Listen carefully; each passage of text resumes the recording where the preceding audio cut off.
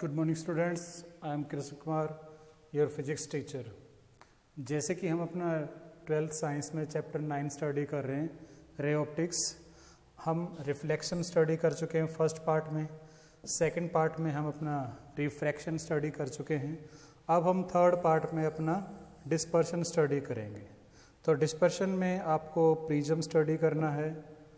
Prism के बाद में आपको प्रिज्म में हमें जो प्रॉपर्टी स्टडी करनी है वो देखना है। जैसे कि अगर मैं डिस्पर्शन पे आऊँ आपका, तो आपका जो डिस्पर्शन है ये आपका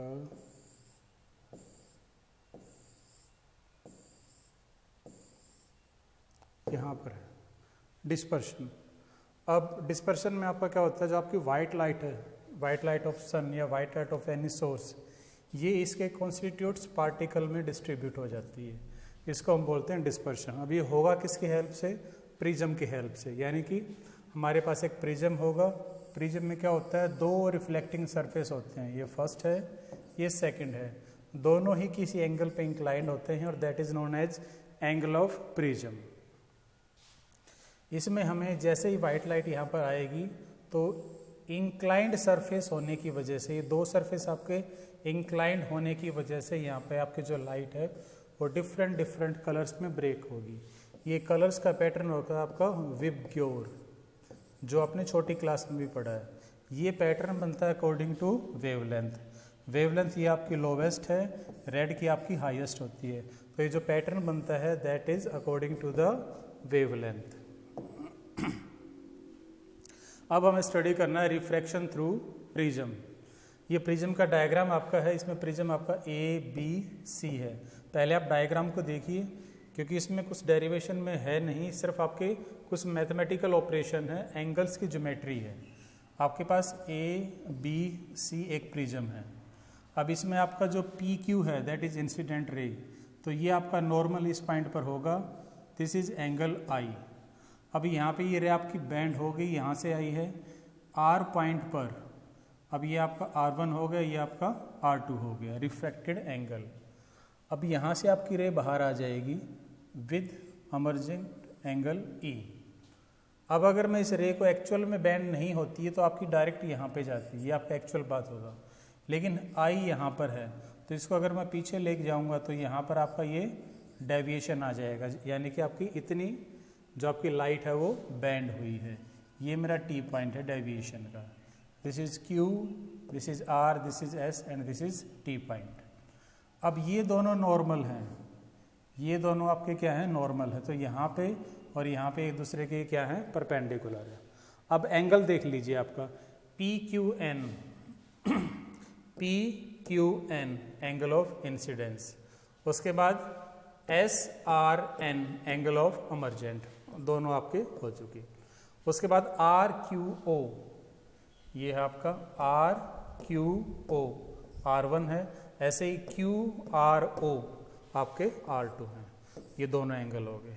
उसके बाद ये जो आपका एंगल है, ये आपका एंगल क्या है, मान लो इसको K मान लो, यहाँ पर KTR आपका कितना है, डेल्टा, जो डेविएशन हुआ है। इसके बाद में अगर ये एंगल आपका I है तो ये पूरा एंगल भी आपका क्या होगा, I होगा। ये पूरा I है, ये आपका R1 है।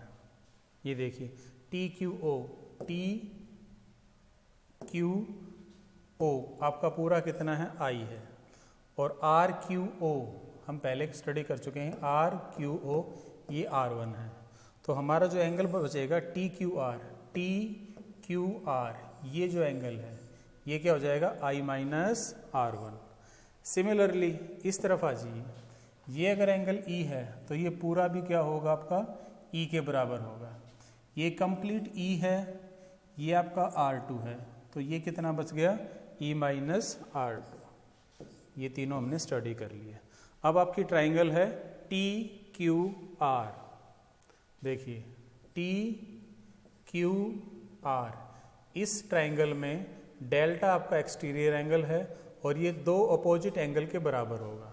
दोनों अपोजिट एंगल हम निकाल चुके हैं, एक I माइनस R1 है, दूसरा E माइनस R2 है। तो डेल किसके बराबर हो, इन दोनों के समेशन के बराबर होगा। कुछ सफलिंग करेंगे हम, तो यहाँ से I plus E minus R one plus R two हो गया। इस इक्वेशन को हम सेव कर लेंगे। अब हमारे पास दूसरी ट्राइंगल है एक, वो है हमारे पास O Q R O, Q R O. पहले मैं इसको थोड़ा सा शिफ्ट कर लेता हूँ, यस।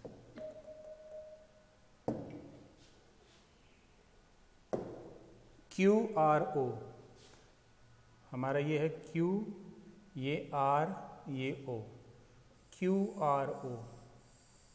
ये ट्राइंगल है, तो ट्राइंगल में तीनों एंगल कितने होंगे 180, एक R1 है, दूसरा R2 और तीसरा ये एंगल है QOR। ये देखिए ये तीनों किसके बराबर होंगे 180 के बराबर होंगे। अब हम क्या करेंगे, एक क्वाड्रिलेटरल लेंगे AQOR। कौन सा, देखो जरा ध्यान से, यहाँ से स्टार्ट होगा AQOR, ये क्वाड्रिलेटरल हम लेंगे। अब इसमें दो एंगल तो हैं आपके 90 डिग्री के, कौन कौन से, ये नॉर्मल वाले, एक ये एंगल और एक आपका ये एंगल, ये दोनों तो क्या हैं 90 के, 90 90 180। इसका मतलब ये जो एंगल बच गया और ये जो एंगल बच गया, इन दोनों का ऐड भी कितना होना चाहिए आपका 180 होना चाहिए। देखिए angle A plus angle QR 180 होना चाहिए। अब क्योंकि आपका R1 प्लस R2 A के बराबर है, R1 एंड R2 A के बराबर है, कैसे, आप इस इक्वेशन को यूज़ कीजिए और इससे पहले ये जो इक्वेशन है, इन दोनों से हमें कैलकुलेट क्या करना है, R1 प्लस R2 आपका A के इक्वल आ गया। अब जो हमने डेल की इक्वेशन निकाली थी डेविएशन की, ये रही, यहाँ पे R1 प्लस R2 की जगह क्या पुट कर देंगे हम, A पुट कर देंगे। तो इसको फिर से सफलिंग करेंगे तो आपका ये एक इक्वेशन आ जाती है। ये रिलेशन है किसके बीच में, एंगल ऑफ प्रिज्म के बीच में, डेविएशन के बीच में, और इंसिडेंस एंगल एंड अमर्जेंट एंगल।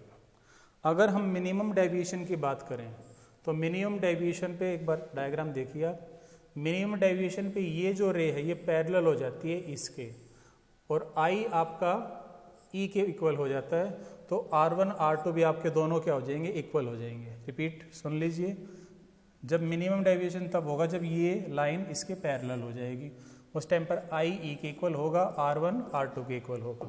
वही कंडीशन हमने यहाँ पे रखी है। देखिए जब डेल एम मिनिमम डेविएशन है तो ई आई के बराबर होगा, R1 R2 दोनों R के इक्वल हो जाएंगे।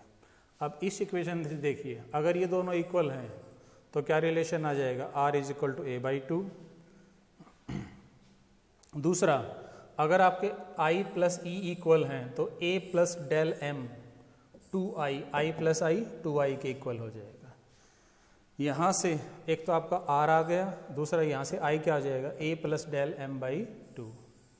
अब स्नेल्स लॉ में अगर हम पुट करें साइन I/R तो एक ये आपका इंपॉर्टेंट रिलेशन आ जा सकता है with respect to refractive index. ये कई बार 2 नंबर में पेपर में पूछ लेते हैं, तो ध्यान रखें ये आपको मिनिमम डेविएशन के लिए कंडीशन है आपकी।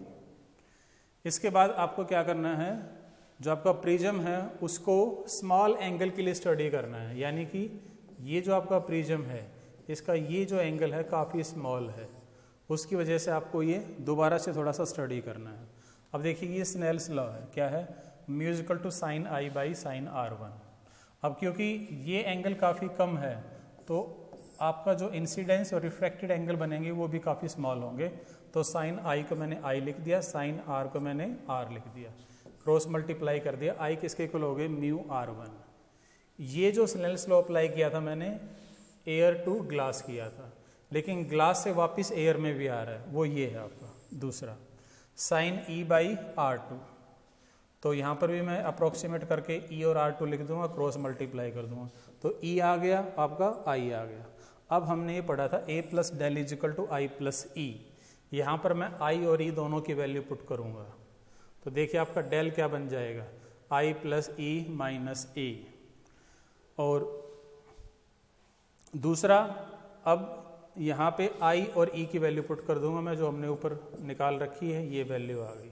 यहाँ से आपका म्यू कॉमन आ जाएगा, क्या बचेगा, del is equal to mu R1 plus R2 minus A।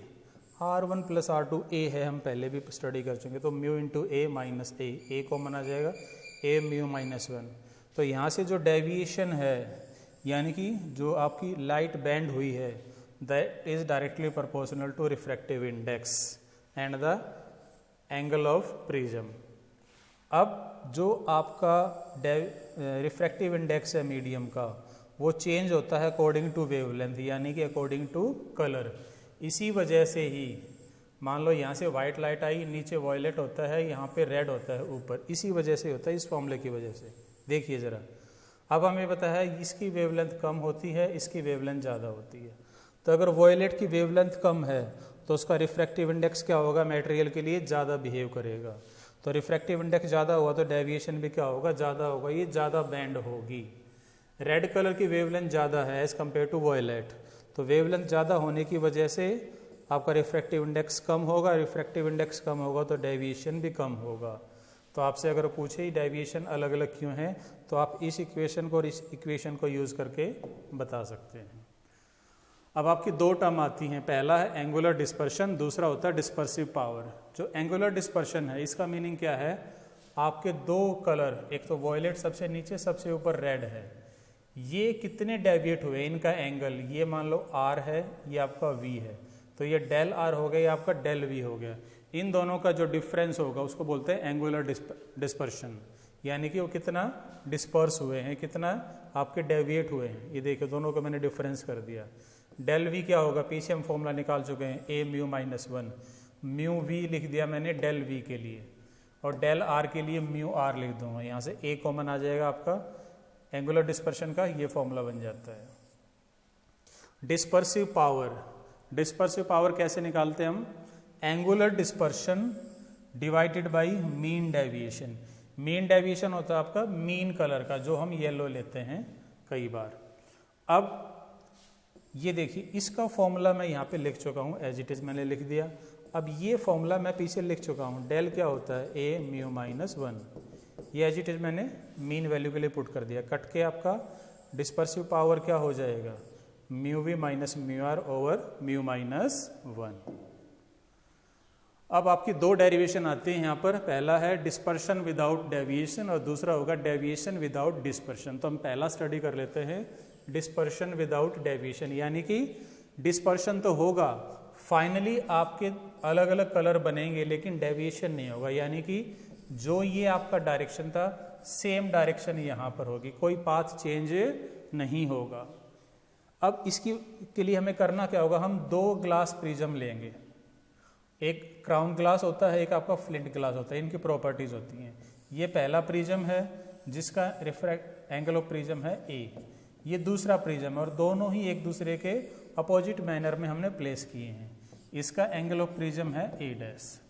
अब आपको डेविएशन नहीं चाहिए, देखिए विदाउट डेविएशन, डेविएशन नहीं चाहिए तो हम क्या करेंगे, इसका डेविएशन निकाल के दोनों को जीरो कर देंगे। तो पहले का डेविएशन क्या होगा, ए म्यू -1, दूसरे का डेविएशन क्या होगा, ए डैश म्यू डैश -1। अब हमें डेविएशन नहीं चाहिए तो दोनों को सम करके मैं क्या कर दूंगा, जीरो के इक्वल कर दूंगा। यहाँ से मैं एक रेशियो निकाल लूँगा, ये मैं आगे यूज़ करूँगा, A dash by A is equal to mu -1 mu dash -1। यहाँ पर नेगेटिव साइन अगर आपसे पूछ ले, नेगेटिव साइन होता है इनके अपोजिट प्लेसमेंट की वजह से, एक दूसरे के अपोजिटली मैनरली हमने ये प्लेस किए हैं। अब कंडीशन तो हमारी आ गई विदाउट डेविएशन की, अब हमें डिस्पर्शन निकालना है कि टोटल डिस्पर्शन कितना हुआ है। अब डिस्पर्शन कैसे निकालेंगे, नेट डिस्पर्शन के लिए हम क्या करेंगे, पहले दोनों का डिस्पर्शन निकाल लेंगे, फिर दोनों को ऐड कर देंगे। ये पहले प्रिज्म के लिए, ये हम पढ़ चुके हैं डिस्पर्सिव पावर, वॉयलेट और रेड का हम क्या कर देते हैं, डिफरेंस निकाल लेते हैं, हम पहले निकाल चुके हैं। ये आपका दूसरे प्रिज्म के लिए, सिर्फ नोटेशन चेंज है, फॉर्मूला वही है। इन दोनों को हम क्या करेंगे, ऐड कर देंगे। जैसे ही ऐड करेंगे ये इक्वेशन और ये इक्वेशन हमें ऐड करनी है, यहाँ से पहले ए कॉमन आ जाएगा, ए कॉमन लेंगे तो यहाँ पे ए डैश बाई ए आएगा, और ए डैश बाई ए हम निकाल चुके हैं पीछे, ये देखिए आपको कहा था मैंने यूज होगा, इसको मैं आगे पुट करूँगा यहाँ पर। ये जो आपका ए डैश बाई ए है इसकी जगह मैंने ये पुट कर दिया यहाँ पर, ये प्लस का माइनस साइन आएगा क्योंकि माइनस था। अब यहाँ पर मैं दोबारा से क्या कर रहा हूँ, म्यू -1 को मैं बाहर ले रहा हूँ, तो म्यू -1 को अगर मैं आउट लूँगा तो यहाँ पे तो डिवाइड में आ जाएगा और ये यहाँ से हट जाएगा, तो ये क्या बन जाएगा, म्यू -1 बाहर कॉमन लेते बाहर आ गया, ए म्यू -1। अंदर आपका mu v minus mu r divided by mu minus 1 और दिस ओवर दिस ये आपका रिमेनिंग रहेगा। अब ये डेल होता है, हम पढ़ चुके हैं, ये आ गया यहाँ पर। ये क्या है? डिस्पर्सिव पावर पहले की, ये क्या है? डिस्पर्सिव पावर दूसरे प्रिज्म की। तो ये आपका क्या आ गया? नेट डिस्पर्शन आ गया। दूसरी डेरिवेशन आपकी डेविएशन विदाउट डिस्पर्शन। अब आपको डेविएशन चाहिए, डिस्पर्शन नहीं चाहिए। यानी कि अब देखिए इस डायग्राम को, वैसे ही मैंने दो प्रिज्म एक दूसरे के इन्वर्टरली प्लेस किए हैं, तो ये एंगल ए हो गया, ये एंगल ए डैश हो गया। अब देखिए यहाँ से व्हाइट लाइट है आपकी, ये यहाँ पर पाथ चेंज हो गया, लेकिन अब एक ही लाइट बाहर जा रही है, आपका डिस्पर्शन नहीं हो रहा, सिर्फ डेविएशन हो रहा है। तो डेविएशन आप कैलकुलेट करेंगे विदाउट डिस्पर्शन, तो उसका अपोजिट हम कर देंगे। यहाँ पर हम पहले कोई भी डिस्पर्शन ना हो इसकी हम कंडीशन निकालेंगे। बड़ा ही सिंपल है, क्या करेंगे? दोनों की डिस्पर्सिव पावर लिख देंगे। ये देखिए पहले जो हमने डिराइव किया एज इट इज लिख दिया दोनों के लिए, फिर दोनों को क्या करेंगे? सम करके 0 कर देंगे। इसको और इसको सम कर दिया हमने, 0 लिख दिया। अब यहाँ से फिर हमें एक कंडीशन मिल गई, यहाँ पर माइनस साइन दोबारा से क्या कह रहा है? अपोजिट पोलैरिटी की वजह से हमने उल्टा उल्टा प्लेस कर रखा है, इस वजह से। अब ये कंडीशन हम आगे यूज करेंगे। अब दूसरा क्या है?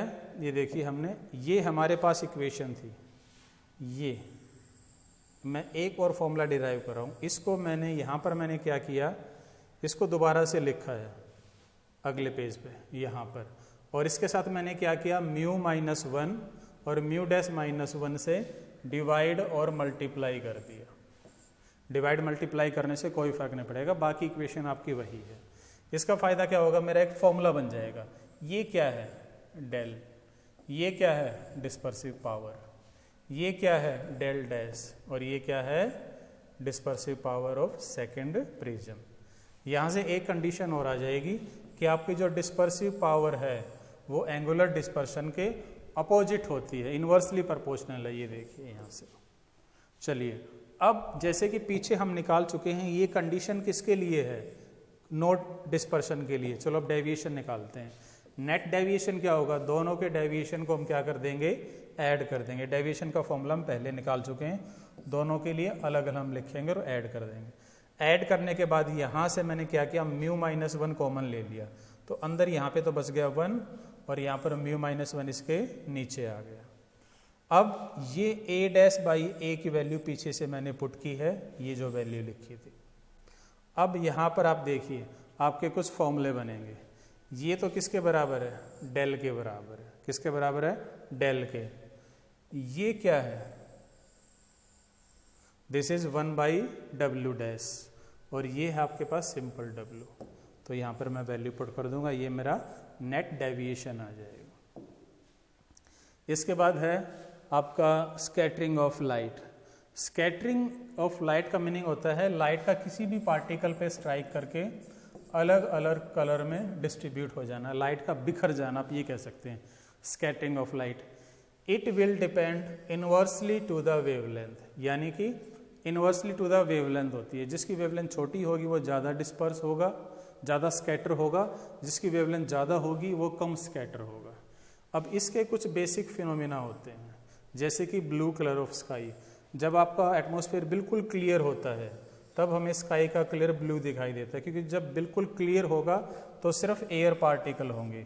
एयर पार्टिकल का साइज काफ़ी छोटा होता है, जिसकी वजह से छोटी वेवलेंथ ही आपकी ज़्यादा स्कैटर होगी, यानी कि ब्लू कलर। वॉयलेट भी होगी क्योंकि सबसे कम वॉयलेट है, लेकिन वॉयलेट हमारी आई ज़्यादा सेंस नहीं कर पाती, इसलिए हम उसको नहीं देख पाते। दूसरा क्या है? सनराइज सनसेट के समय थोड़ा सा हमें रेडिश दिखाई देता है। ये वैसे तो आप सारे 10th क्लास में पढ़ चुके हैं। अब ये किस वजह से है? सनराइज और सन सेट के टाइम क्या होता है, जो आपका एटमॉस्फेरिक डिस्टेंस होता है वो ज़्यादा ट्रैवल करती है। आपकी लाइट ज़्यादा ट्रैवल करेगी तो ब्लू कलर ऑलमोस्ट ख़त्म हो जाएगा, आपका कौन सा कलर बचेगा? रेड कलर, जिसकी वजह से आपको कौन सा कलर दिखाई देगा? रेड कलर दिखाई देगा थोड़ा थोड़ा, ना कि आपको ब्लू कलर दिखाई दे। इसके बाद आपके पास है रेड कलर। डेंजर सिग्नल में क्यों यूज़ करते हैं? क्योंकि रेड कलर हमें दूर से दिख जाता है, रेड कलर आपका जल्दी से स्कैटर नहीं होता है। तो ये आपका 3rd चैप्टर था थर्ड पार्ट था इस चैप्टर का जो हमने स्टडी किया है। अब लास्ट पार्ट जो हम स्टडी करेंगे वो हमारा होगा इंस्ट्रूमेंट वाला।